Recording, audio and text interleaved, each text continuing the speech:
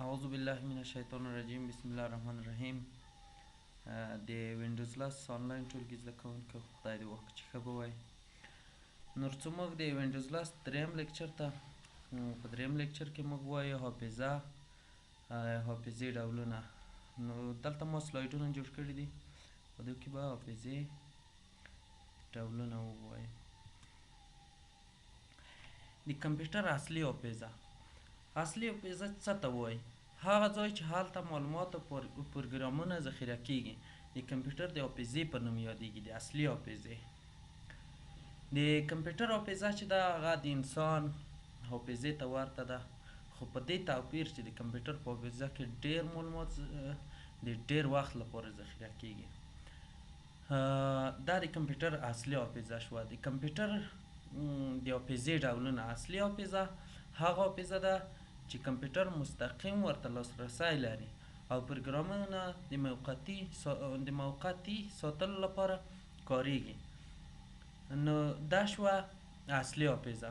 ځانګړتیاوې چې دي ډیر تیز کار کوي، چې کله زموږ له کمپیوټر څخه برق قطع شي معلومات مو له منځه ځي، یعنې لنډمهاله حافظه ده. د پروسیسر سره نیغه اړیکه لري، د سیستم چټکتیا ورپورې تړلې ده. دوهم کمکي حافظه. کمکي حافظه څه شی ده؟ د معلوماتو دایمي ساتلو لپاره کارول کیږي. که کمپیوټر بند هم شي معلومات مو له منځه نه ځي. ځانګړتیاوې چې دي: دایمي حافظه ده، سرعت یې د رم په پرتله ټیټ دی، د ډیرو معلوماتو د ذخیره کولو ظرفیت لري، پروګرامونه، سیستمونه، فایلونه پکې ساتل کیږي. بل رڅو د سافټویر ډولونو ته. دا مخکې موږ هارډویر وویل، هارډویر نه وروسته حافظه هم وویل، د حافظې نه وروسته موږ سافټویر وایو. سافټویر ډولونه څه شی دي؟ سافټویر چې دی په دوه ډوله دی: سیسټم سافټویر، کاربردي سافټویر یا اپلیکیشن سافټویر. سیسټم سافټویر هغه ته ویل کیږي چې هارډویر او نورو سافټویرونو د مدیریت لپاره کارول کیږي. دا چې دی د هارډویر او سافټویرونو د مدیریت لپاره کارول کیږي. درې برخې لري: عامل سیستم، ډرایور، د کمپیوټر پرزاجاتو لپاره پروګرامونه. کاربردي سافټویر یا اپلیکیشن سافټویر هغه دی چې د معلوماتو په مختلفو برخو کې کارول کیږي. د مثال په توګه مایکروسافټ ورډ پروګرام چې د لیکنې لپاره ترې ګټه اخیستل کیږي، هغه چې دی بیا نو ډیرې برخې لري. نو موږ رڅو دا و د کمپیوټر هغه اساسي برخې، هغه اساسات چې موږ وویل، تر څو موږ د کمپیوټر د پیژندنې سره بلد شو.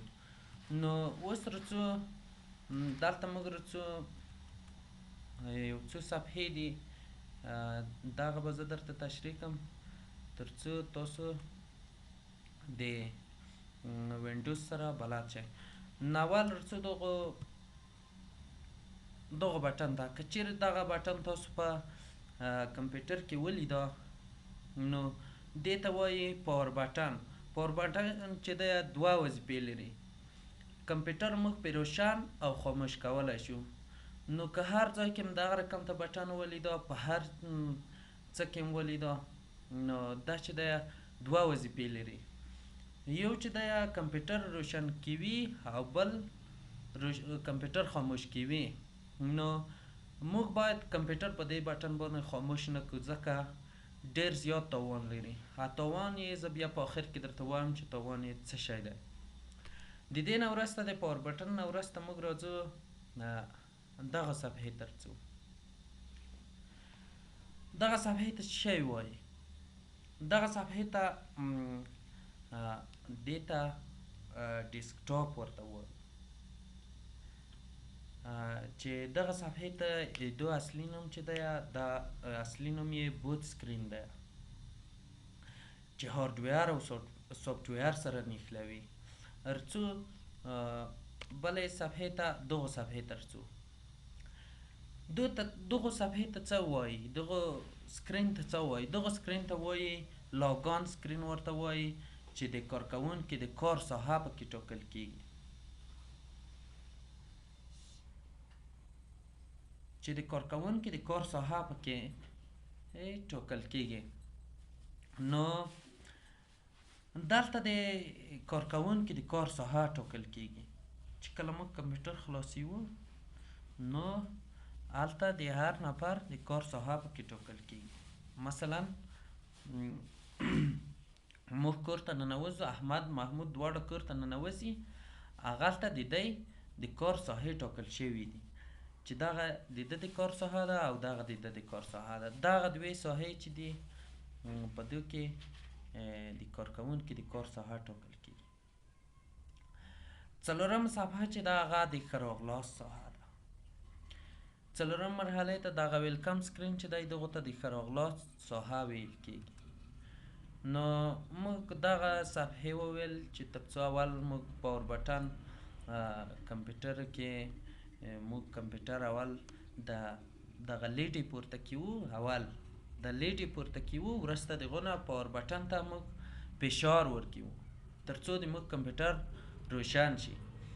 نو دغه پاور بټن باندې ځینې خلک ډیر فشار، یوه ثانیه دوې ثانیې د ګوته داسې کلکه پې نیولې وي، دا دغسې مه نیسئ ځکه چې دا تاوان لري. نو یو ریکلیک پرې وکئ په پاور بټن باندې تر څو د موږ دغه کمپیوټر روشن شي. او وروسته د هغو نه موږ رسو دغو صفحې ته چې دغو صفحې ته ډیسکټاپ صفحه ووایي. دغه ته ډیسکټاپ صفحه وایي چې دغه صفحه موږ په څلورو برخو ویشلې ده. څلور برخې څه شی دي؟ اول خپله ډیسکټاپ دی او بیا وروسته هغو نه دغه ځای دا چې دی دا دو ته موږ ټولس بار وایي، او بل دغو ته آیکن وایي، دغو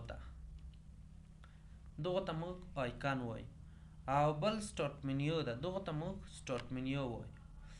نو موږ انشاءالله نننی درس مو همدومره و. سبا ته به موږ په آیکنو باندې خبرې کوو چې آیکنونه په څو ډوله دي او د څه دپاره کارول کیږي. آیکنونه بیا موږ په دوو ډولو تقسیم کړي، سیسټم آیکن دی او بل یوزر آیکن دی. نو انشاءالله دغه به سبا ته وایو. نو دا وه د موږ دریم لیکچر.